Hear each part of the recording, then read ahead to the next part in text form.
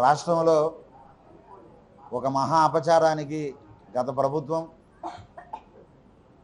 దేవాది దేవుడు శ్రీ వెంకటేశ్వర స్వామి వారి లడ్డూ ప్రసాదాన్ని కల్తీ చేసి కోట్లాది మంది హిందువుల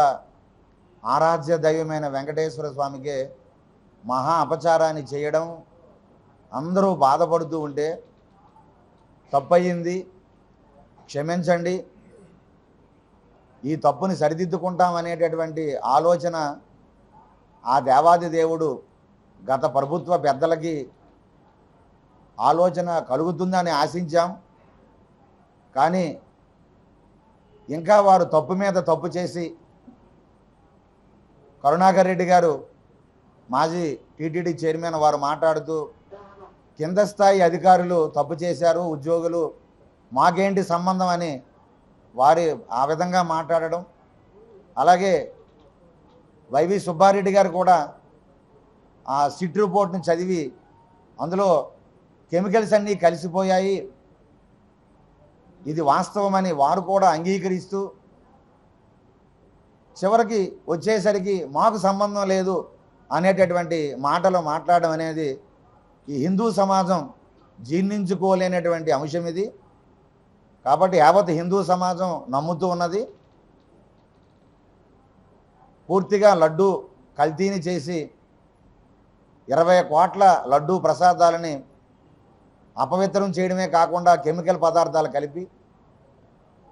హిందూ సమాజం విశ్వసిస్తున్నది. ఇన్ని రకరకాల రసాయనాలు కలిపినప్పటికీ కూడా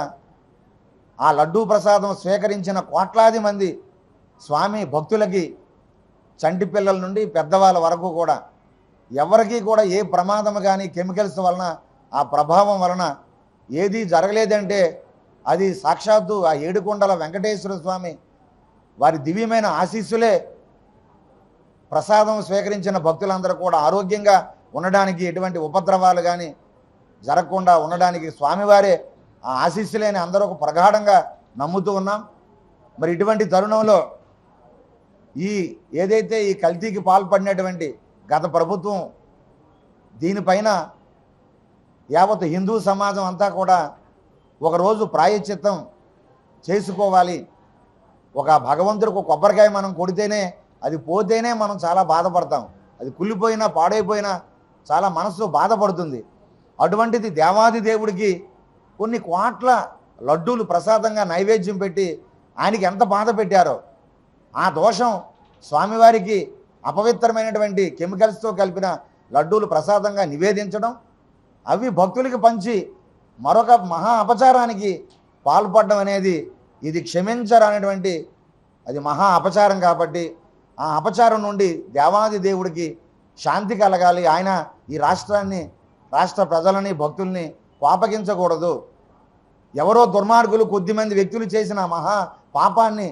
ఇది కోట్లాది మంది హిందువులకి వర్తింపజేయకుండా స్వామివారి అనుగ్రహం ఈ రాష్ట్ర ప్రజలకి, రాష్ట్రం అభివృద్ధికి, రాష్ట్ర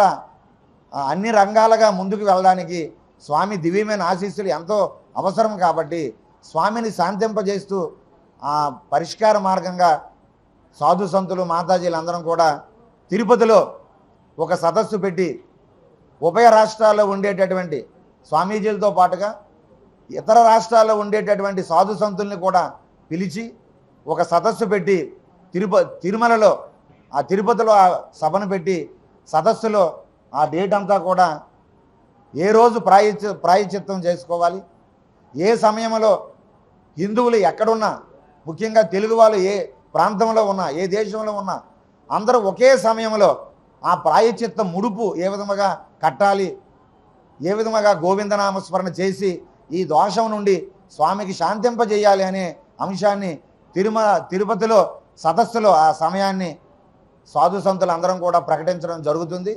మరి దానికి హిందూ సమాజం స్వీకరించాలని, ఈ అపచారాన్ని ఈ విధముగా మనం ప్రాయశ్చిత్తం ద్వారా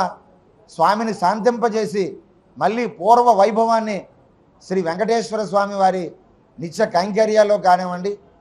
వెంకటేశ్వర స్వామి వారి తాలూకు ఆశీస్సులు కానివ్వండి, ఈ రాష్ట్ర ప్రజలపైన, తెలుగు వాళ్ళపైన, స్వామిని విశ్వసించే హిందువులు ఎక్కడున్నా కూడా వారికి సంపూర్ణంగా కలిగేటటువంటి స్వామి కరుణా కటాక్షాలు అందించేటటువంటి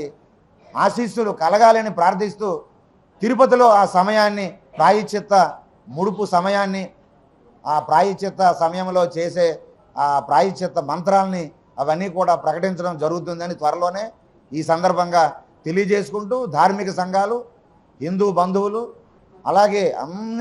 అన్ని హిందుత్వానికి చెందినటువంటి సంస్థలన్నీ కూడా సామూహికంగా ఈ కార్యక్రమంలో నిమగ్నమయ్యి ఒకే సమయంలో ప్రపంచవ్యాప్తంగా ఉండే హిందువులందరూ ముఖ్యంగా తెలుగు వాళ్ళందరూ ఈ ప్రాయశ్చిత్త ముడుపులు వేసుకొని స్వామికి శాంతింపజేసేటటువంటి కార్యక్రమంలో భాగస్వాములు కావాలని ఇది కేవలం మన రాష్ట్ర శ్రేయస్సు కోసం స్వామివారి అనుగ్రహం కోసం చేసేటటువంటి కార్యక్రమాన్ని స్వాగతించాలని మేము మరీ కోరుతున్నాం. నమో వెంకటేశాయ, నమో వెంకటేశాయ, నమో వెంకటేశాయ.